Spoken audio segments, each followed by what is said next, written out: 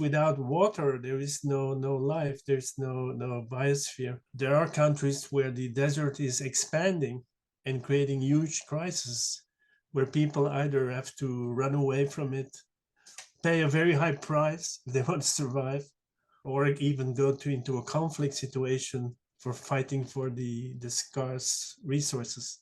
People should really think about the consequences of the interaction of man and nature. Governments should think not about the next election, but about the next century. If you want to manage the water resources, or the lack of water resources, you need investments and infrastructure, be it transportation, education.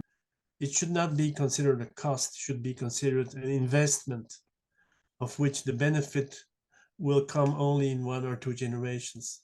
The only source of wealth is human creativity. I mean, resources are always as finite as our creativity to use them. So the problem is not the resources, the problem is us, you know. So China, since 1978, 45 years ago, they started a real war on the desert by building this green wall policy, by planting trees. The biggest forest of the world has been planted by China.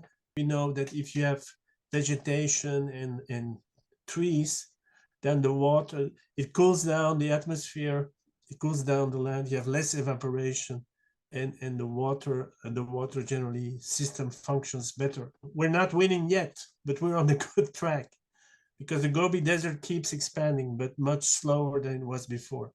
We need visionary leaders capable to think and to act, not for the next election, but for the next century.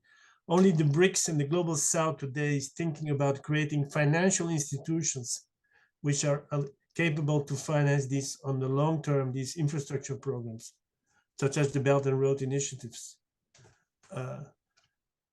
whose profit is not short term, but long term. China has built thousands of kilometers of high-speed rail and is connecting Eurasia by railroads for container goods.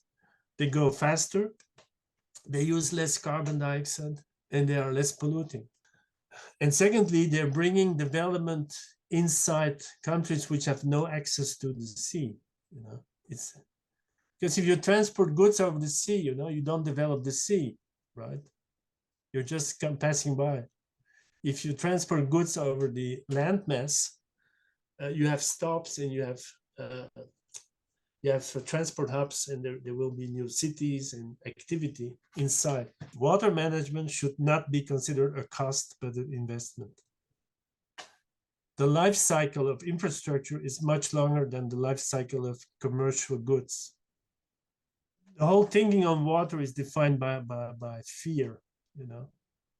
Yes, if we don't do anything, you know, we're going to lack water, but the solutions can be found.